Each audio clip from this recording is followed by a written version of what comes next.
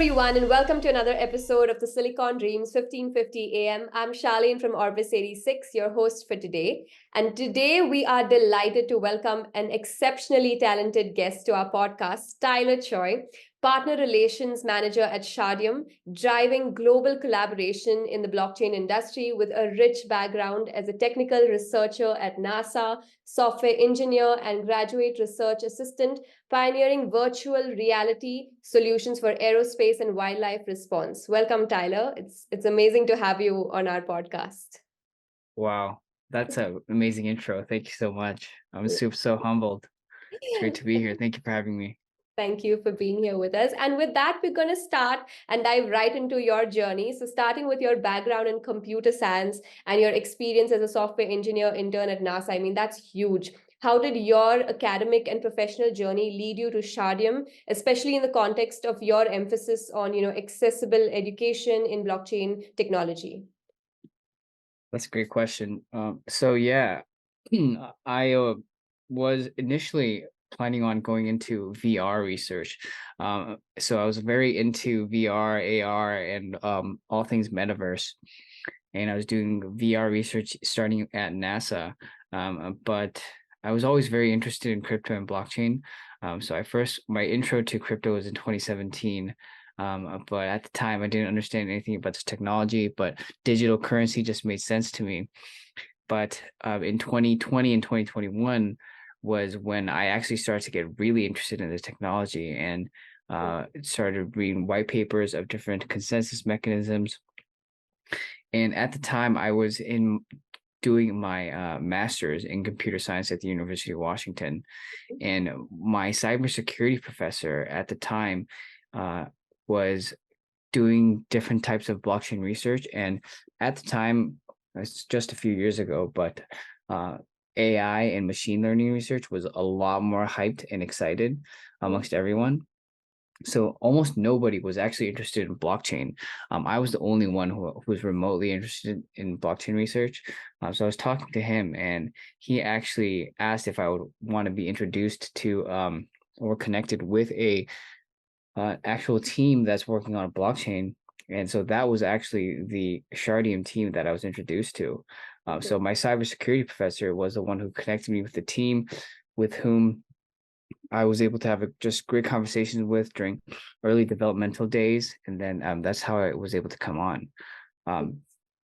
Yeah, but so that's how I ended up at Shardium. Okay. But at NASA, I was just very fortunate to be able to participate in different projects that are some are going to the moon, some going to Mars. Mhm. And NASA for me, it was just a part of my life that I was very excited about space exploration, and I still am very excited about it. We are in a new space age and a space revolution.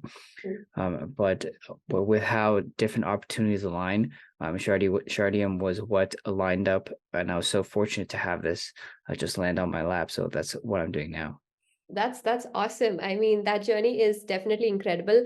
And you mentioned about how not everybody wanted to study blockchain at the time, or not everybody was interested in blockchain. And even right now, especially where I come from in India, we are still early adopters. So that being said, why do you believe accessible education in blockchain is crucial? And how does Shardium contribute to making complex blockchain concepts more understandable for a broader audience?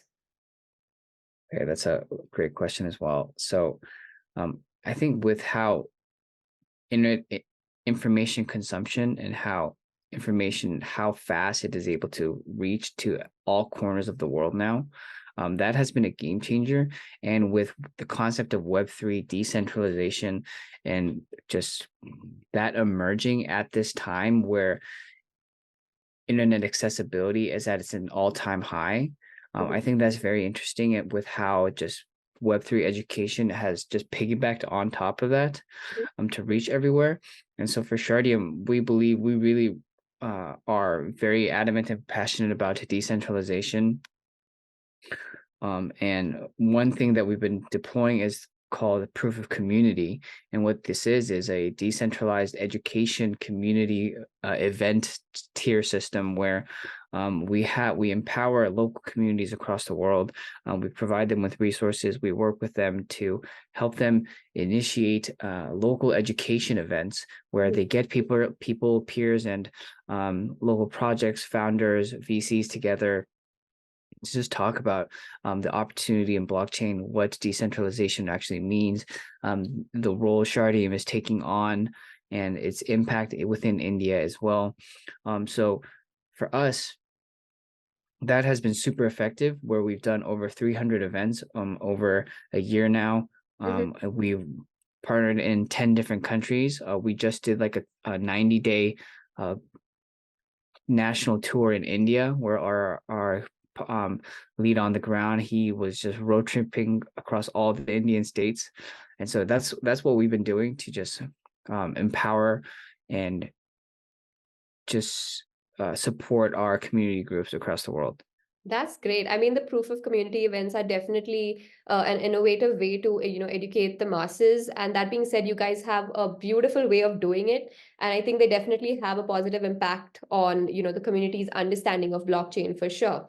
And with that, I want to talk more about the explain like I'm five content, the concept. So, can you share some examples of successful, explain like I'm five content that have effectively driven community understanding and participation in the context of blockchain technology? Okay, that's great. Yeah, great question. So this is something that myself and our teammates that we worked on, where yes, we have a great community, a lot of interest, but at the end of the day, we need to be able to explain and make our technology accessible so that people can actually understand, not just be this intangible concept, but actually make it approachable.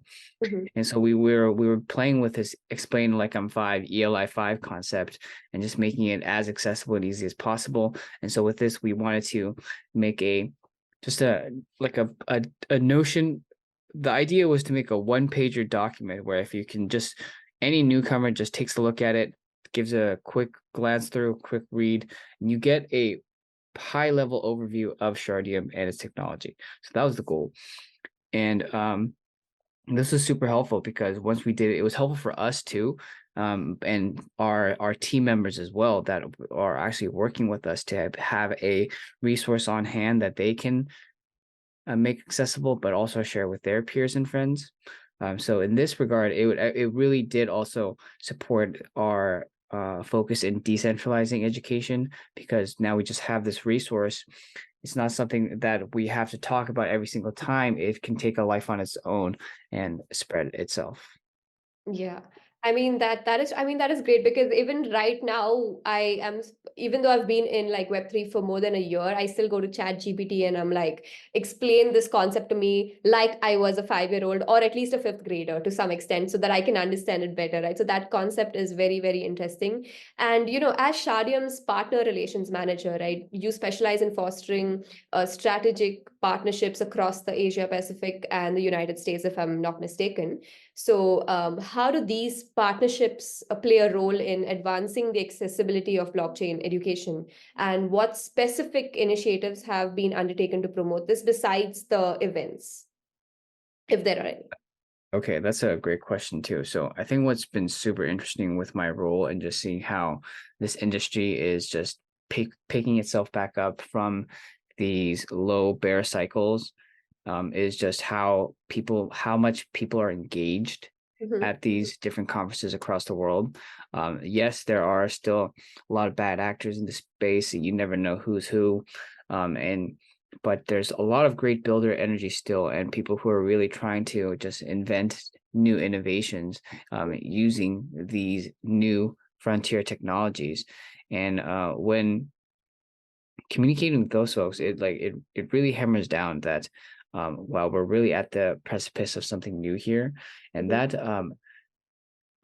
that inspires a lot of great conversation between people. And in this type of role where you're trying to um, create new things together, that type of energy is very empowering. So that's been great for me to be able to just connect with like-minded folks all across the world, literally everywhere. Asia, US, India, will be down in Southeast Asia and Europe this year as well. Mhm. So that's been great.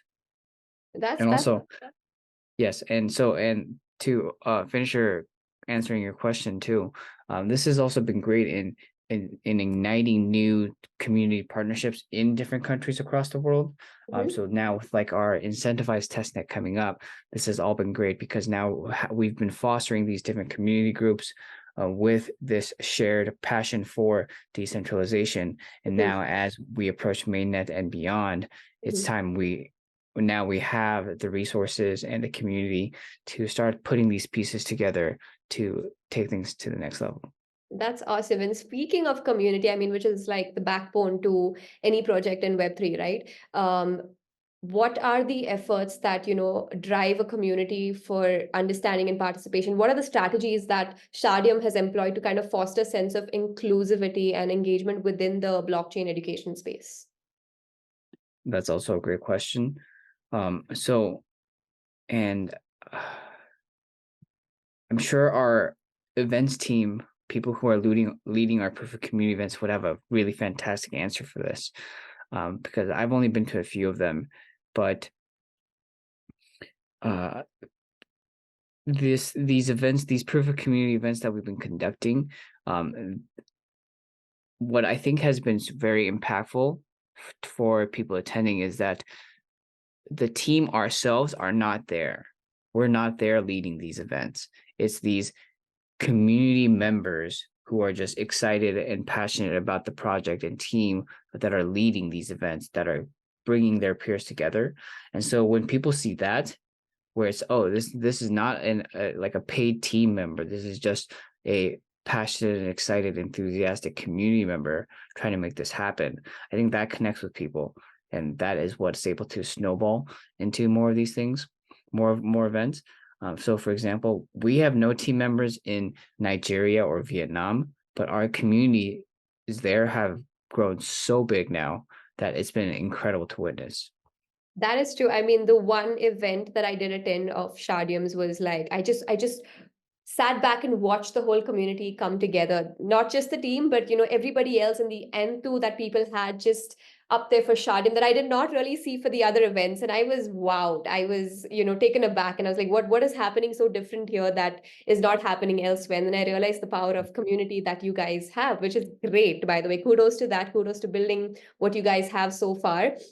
And Thank considering you. your That's role, awesome. yeah, considering your role in Shardium, now, how do you see the landscape of Web3 evolving? And, what challenges and opportunities do you anticipate for platforms like Shardium or, anybody in the Web3 landscape? Yeah, that's a great question too. So, a few cycles have passed. Crypto and blockchain have been around for 10 plus years now. Bitcoin halving is right around the corner. And the ETF just passed. So, like, there's so many big macro scale events that are happening. Yeah. And with this happening, everyone is believing that okay, now the next bull cycle is about to begin.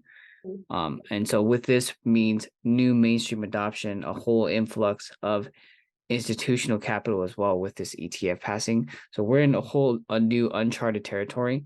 I'm very curious to see what's going to happen, and how the industry matures, Mhm. hopefully, in a way. So we'll actually see what type of new use cases and projects emerge. But for so long, the main limitation for mass adoption was the actual usable applications enabled by blockchain tech. Mhm. However, that was a big blocker because we never had a real scalable decentralized solution. Because last time everything was just on Ethereum and gas fees were ridiculous.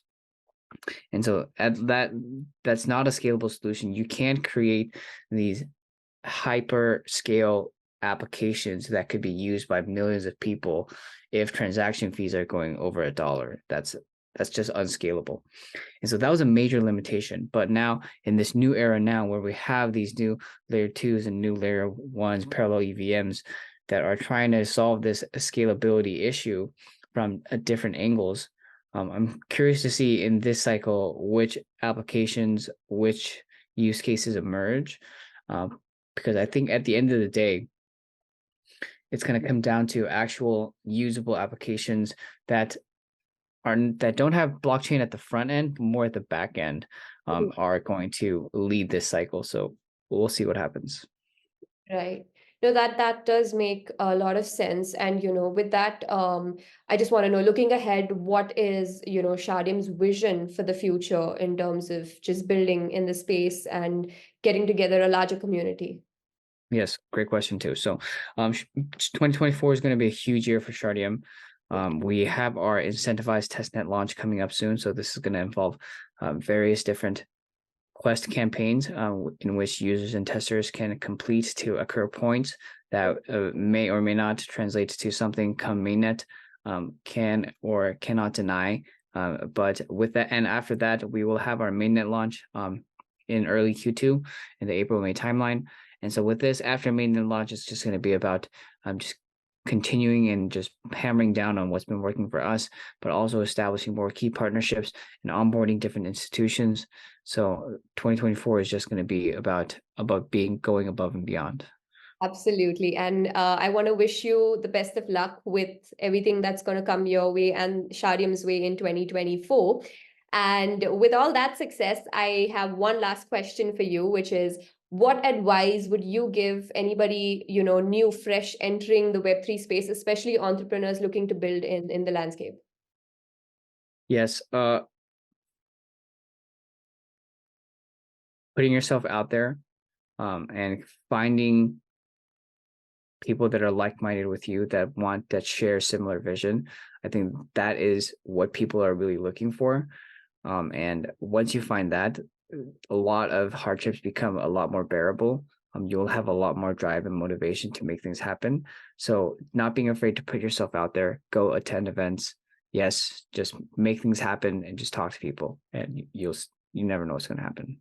Awesome. You heard that, guys, loud and clear. And with that, we conclude this insightful episode of the Silicon Dreams. We're certainly grateful to have had the privilege of diving into the remarkable journey and expertise of our guest, Tyler Choi, from his roots in computer science to shaping the future of blockchain education, and his experiences at NASA and his commitment to accessible education are surely paving the way for innovation in Web3. With that, we would love to end this episode. And huge thank you to you, Tyler, for taking our time and being on our show. It was great having you. Thank you so much for having me. Thank you.